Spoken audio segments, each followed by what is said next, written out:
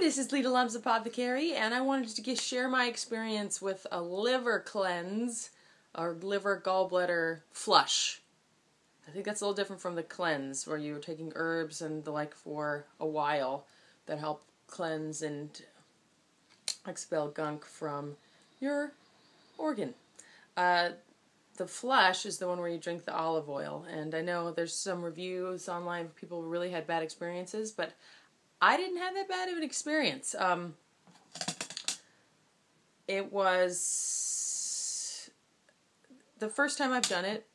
I didn't do all the steps I'm going to tell you now, which I didn't find as many of the little grain pellets in my bowel movements.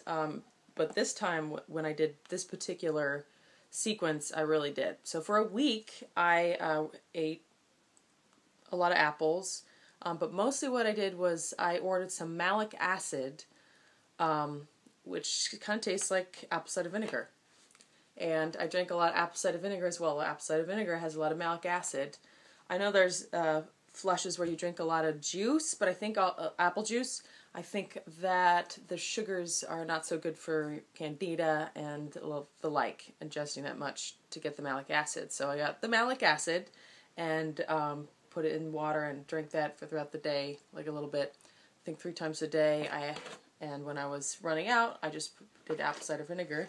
So that helps soften the stones in your liver, which there's, I guess, they get calcified. There's some calcification around, so it'll help them flush out more easily.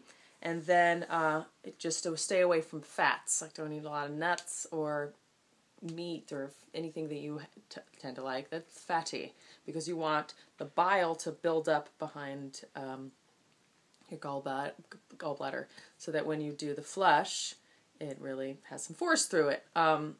So then the day of your flush, you want to eat pretty lightly morning meal, no fat, or very little fat if you can. And then you start to around 2, breakfast, lunch, normal.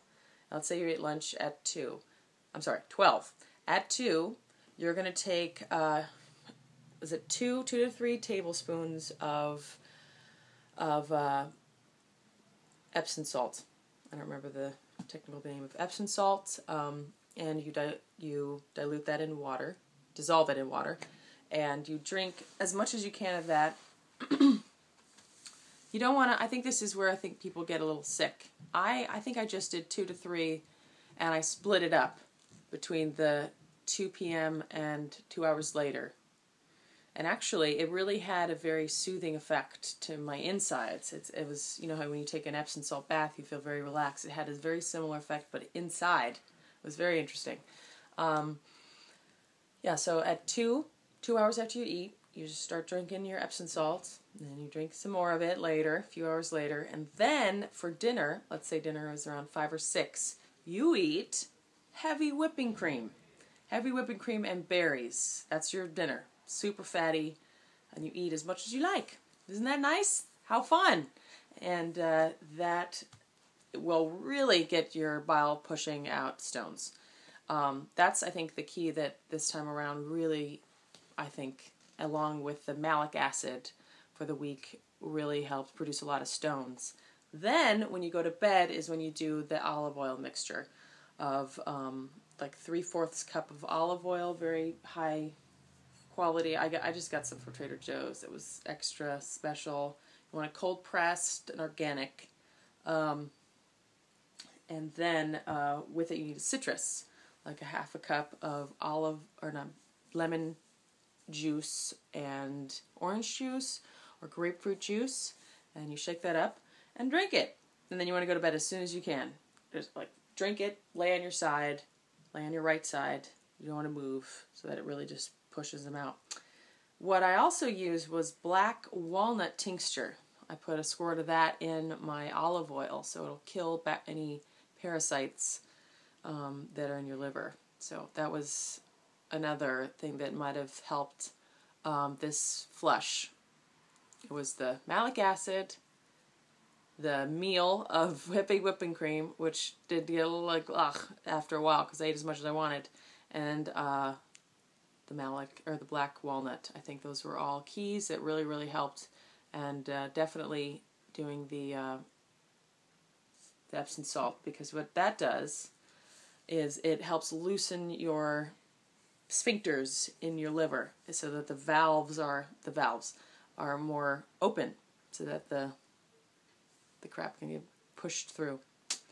And then the next morning, this is also key, is you take a coffee enema. If you're not into them, I'm sorry, you should try them. They're really amazing. They really make you feel fantastic. And you can do that in the privacy of your own home, in your bathroom. That's what I do. I also was taking a few enemas regularly, just regular water enemas throughout the week that I was eating the malic acid. I think that also helped clean you out before doing the flush. That was my experience. I didn't feel any nausea during the night. Some people are thrown up. They have terrible pains, of the stones being expelled.